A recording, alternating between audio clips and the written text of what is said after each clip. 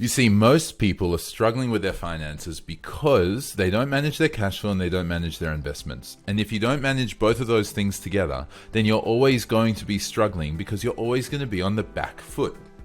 And if you're on the back foot, then you're not in the proper position to be able to build up your wealth and move towards financial independence. It's always going to be a struggle.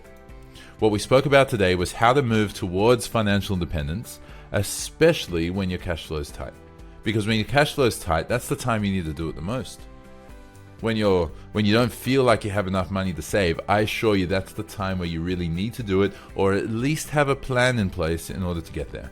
So I'm not going to go through all the details of what we discussed in the session. If you want that, then you're going to need to come along to some sessions or ask for a recording. But we spoke about outsourced versus hands-on investing. The ways, if you want to work towards your financial independence and your financial freedom, or at least your financial security, you need to be able to build wealth in order to get there. So we spoke about outsourced versus hands-on. Outsourced, you get other people to do it for you. Yes, you need to pay them money, you need to pay them fees. It can be a little bit annoying and frustrating at times, but ultimately you don't have to put as much effort in. You can put your effort elsewhere. So if you're talking about being optimal, there's nothing wrong with it, as long as you're spending your other time adequately. And hands-on is you just need to be more active. You need to improve your skills. And so then when you have a look at your hands-on investing versus your more outsourced investing down here, you can work out where you are. So if you're building a business or trading or property development or whatever it is where you need to be actively involved all the time, then you're talking about the hands-on investing. If you're just buying and holding a property or an index portfolio or something, you're more on the outsourced. And then you got to look at, well, how much do you want to enjoy your life right now? There's no right or wrong here, by the way. It's up to you. How much do you want to enjoy your life right now? In which case you want to be more comfortable and present gratification, versus how much are you willing to sacrifice today in order to invest for your future later on? And that's going to be delayed gratification. And so when you look at these, you end up with 4 different wealth creation personalities. You have the lifestyle entrepreneur, you have the tycoon, you have the relaxed investor, and you have the frugal investor as well. The lifestyle entrepreneur is building up a business so that they can kind of spend time with their family, make just enough money for it in terms of what they actually need. The tycoon is going to be investing, like trying to build up an app or something like that, where they just want to create this business which they can sell for a mozza. The relaxed investor is going to be willing to say, I'm going to work for another 10 or 20 or 30 years than I have to, because I enjoy my work, but I also want to be able to really enjoy my life right now, and I don't want to have to focus on the finances that much. And the frugal investor is going to be saying, I need to minimize how much I'm spending, I need to maximize how much I'm earning so that I can have enough money to be able to achieve financial independence. Now, I want to stress there's no right or wrong in any of these, but if you can consider for yourself, where are you now and where do you want to be? Then you're going to be able to find a lot more clarity as to what needs to change. And if you're willing to take any of the price of being in any of these, each of these have a cost, and all of them have the benefit of financial independence if you work towards them the right way. And so an example is you have net earned income, it can go across to lifestyle expenses. You need to pay some to lifestyle expenses. Then you have some, which is for your outsourced investments. Do you keep reinvesting it? This is just one option, by the way. Keep reinvesting it, and then you eventually work your way towards increasing your income or reducing your lifestyle expenses, and then you're able to have more of a hands-on strategy to be able to build more wealth to put across the outsource. And then the outsource investments are basically what's funding your retirement or your ability to stop working. And then budgeting, well, the first one that you've got is simple. You prefer just not to plan anything. I've got enough money coming in, I've got enough spending out. And we spoke that the only way that that really works is when your income, your after-tax income, is significantly higher than your expenses. So if you're on a household income of 500,000 or 600,000, for example, and you're getting 300,000 to 400,000 after tax, it doesn't matter that much if you're spending 150k versus 120k a year. Like, it's even 70k to 200k. It doesn't matter that much as long as you're happy doing what you're doing. And so as long as you're happy for it to take longer until you can actually stop working, then sure. Or choose to stop working, great.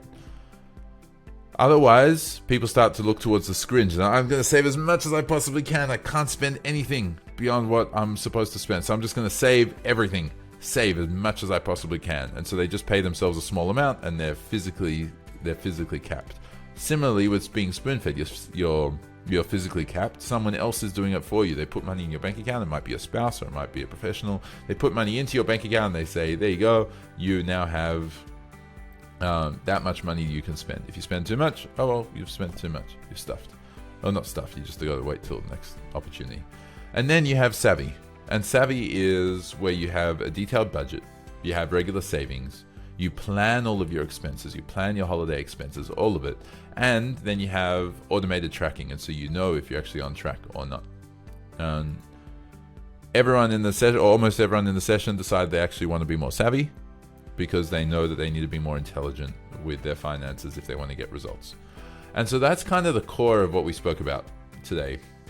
There are quite a few other topics which we touched on. We even spoke about debt recycling because that was brought up as a strategy. But what I'd challenge you to consider is what you have the goal of achieving financial independence. I don't know you personally. I don't know what that goal looks like for you. I don't know how much money that's got to be after tax in order for you to be able to choose. You don't have to work to live your ideal lifestyle. But everyone has some sort of goal around financial independence, which is always a be or feel. I want to feel financially independent, or I want to be financially independent. Beneath that, you have milestones. And the milestones are saying, well, I need to triple my income in the next 3 years, or double it. Or I need to be able to purchase an investment property. I need to learn how to invest. Whatever it is, you've got all these milestones. And you can probably simplify that to 3, 4, 5, 6, maybe 7 steps that you've got to take. Those are the milestones that you know that you need to hit in order to get to financial independence where you want to get to. And so, off the back of that, you identify what those milestones are. That's what we did in the group. Well, then you've got some action items. You have action items off the back of each of those. Maybe you need to learn how to invest. Maybe you need to find some mentors to help you with your career to double it up. Maybe you need to get better at focusing, so you got to work on your meditation and mindfulness.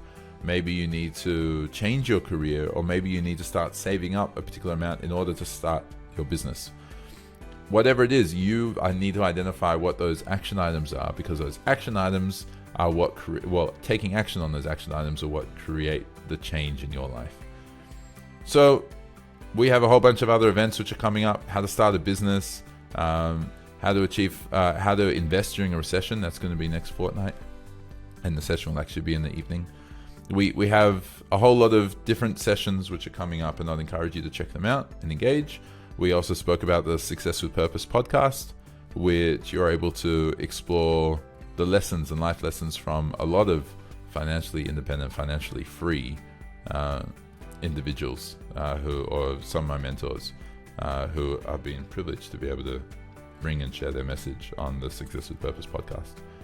And if you need a chat, if you need to explore any of this, if you're not sure about your financial strategy, if you're not absolutely clear about how proven and achievable your strategy is to achieve financial independence, reach out. I'll give you 30 minutes of my time without charging anything, just to identify if you need my help or if you're actually on track.